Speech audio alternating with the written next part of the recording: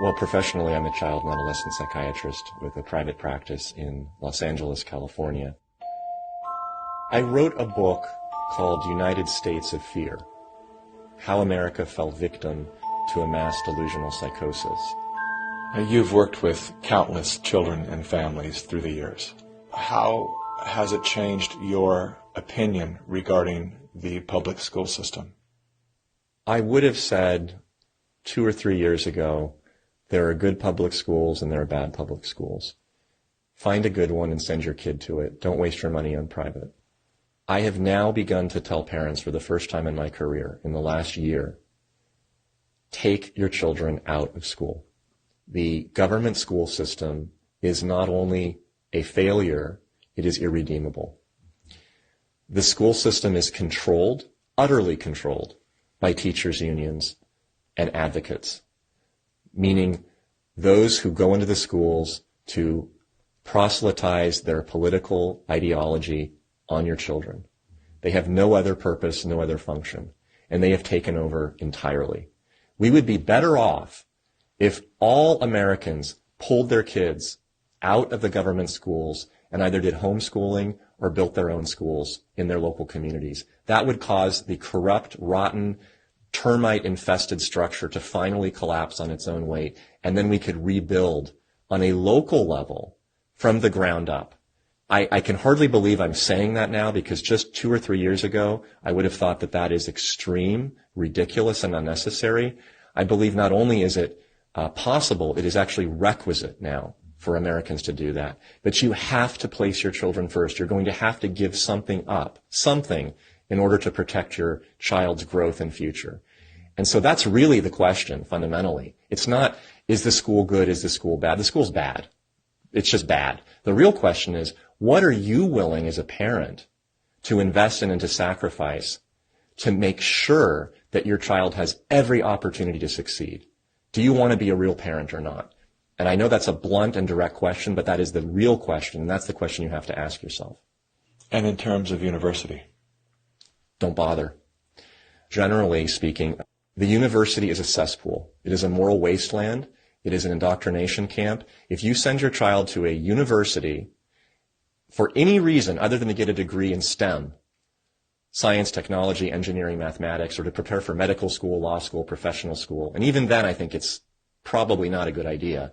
But putting that aside, any other purpose of going to an undergraduate university will turn out your child to a worse person at the end than he or she was at the outset. Your child will leave that university believing that America is a hateful, racist country, that men are sexual predators, that women are abused victims of toxic masculinity, and that the only people that deserve to get a leg up are the marginalized classes.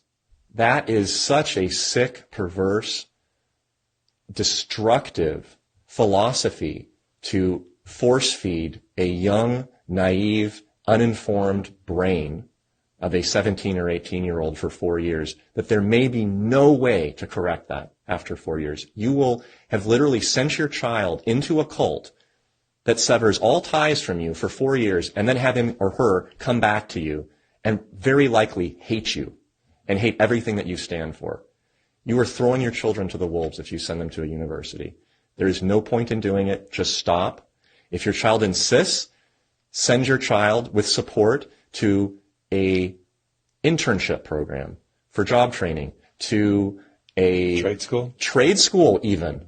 Trade schools are fantastic ways to learn the ways of the world and how things really function.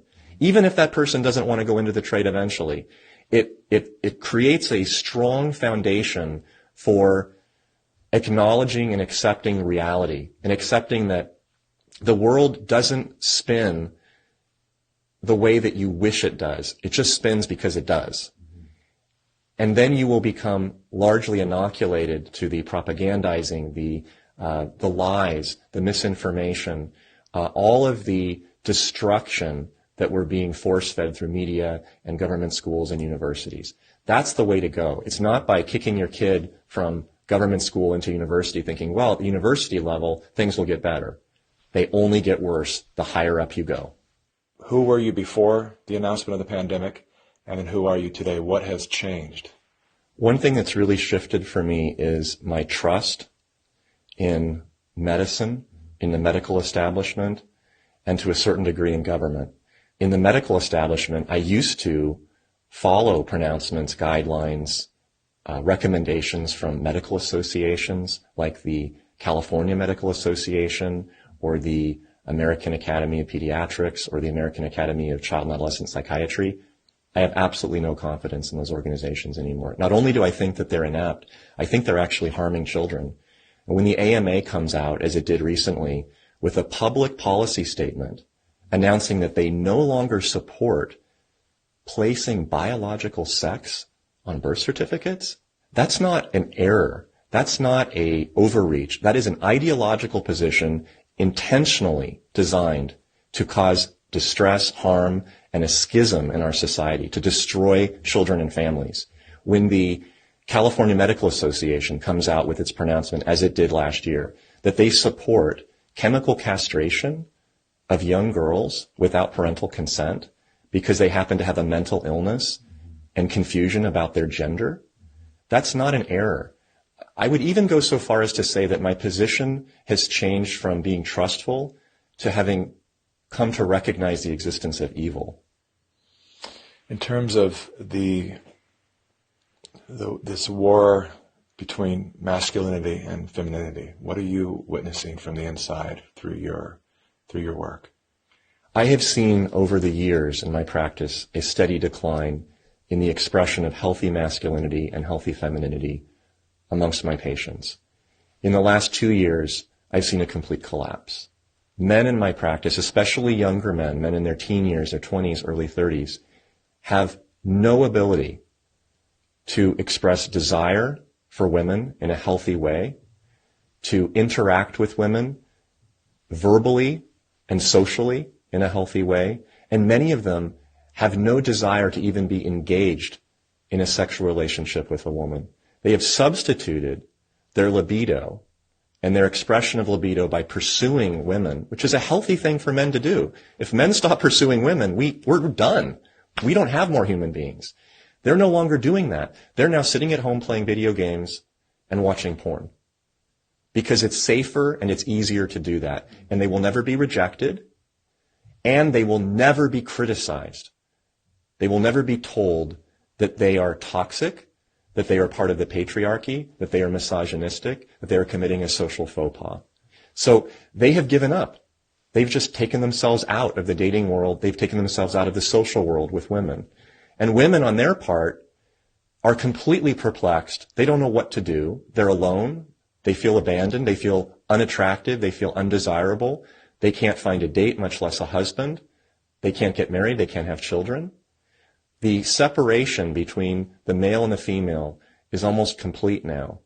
And it's due specifically to the ongoing attacks against masculinity and the degradation of femininity, the propaganda that has been pushed by the radical feminists that define success for women to be competition with men, vanquishing men, full and complete independence from men.